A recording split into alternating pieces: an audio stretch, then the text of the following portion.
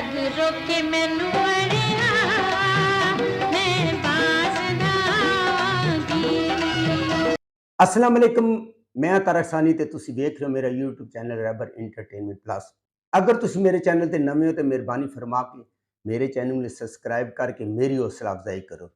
और बहुत सारे लोगों की फरमाइश सी, मेरे वीर दी एक जिहड़ा मेरा फैन है उसकी फरमाइश सी कि उसकी पसंद की फिल्म का रिव्यू किया जाए।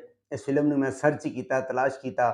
यह फिल्म यूट्यूब पर पहले मौजूद सी, लेकिन 2-3 महीने पहले इस फिल्म ने हटा दिता गया है। पता नहीं की वजह है, कॉपीराइट का इशू सी या कोई और मसला सी।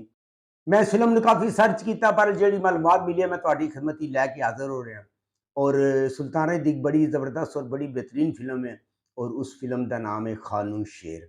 9 अक्टूबर 1987 बरोज़ जुमा रिलीज़ होने वाली एक रंगीन पंजाबी फिल्म। इस फिल्म का जो मौजू है वो भी एक्शन है, लड़ाई है, मार कुटाई है। बहरहाल इस फिल्म के अंदर सुल्तान ने रूटीन तो हट के काम किया है और थोड़ा बहुत सुल्तान रईस साहब का काम नजर आया है। इस फिल्म का जो टाइटल रोल है वह भी अदाकार सुल्तान रई ने अदा किया है। इस फिल्म के अदाकार सुल्तान रई, संगीता, मुसरत शाहीन, मुस्तफ़ा कुरैशी, शुजाहत हाशमी, बहार, हबीब, सज्जाद किश्वर, तानी बेगम, रेहान, असलम परवेज,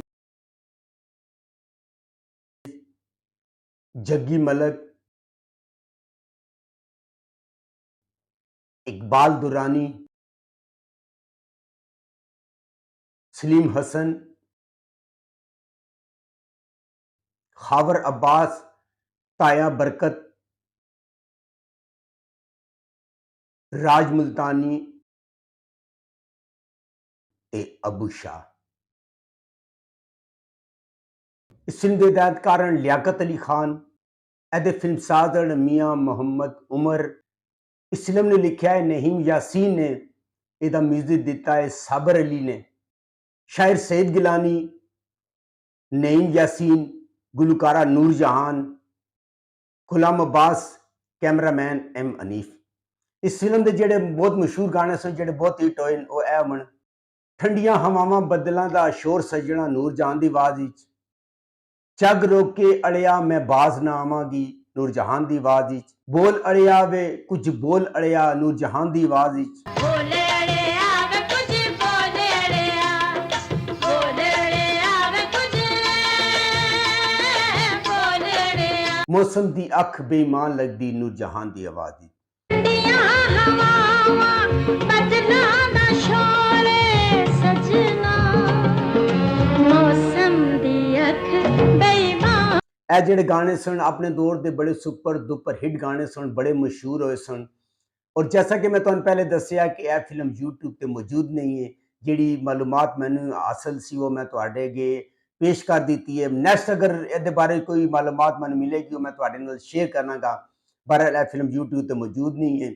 अगर तुहानू मेरी मालूमात अच्छी लगी हो मेरे चैनल नू लाइक करो, सब्सक्राइब करो, तो शेयर करो। तो नैक्सट वीडियो तक रब राखा।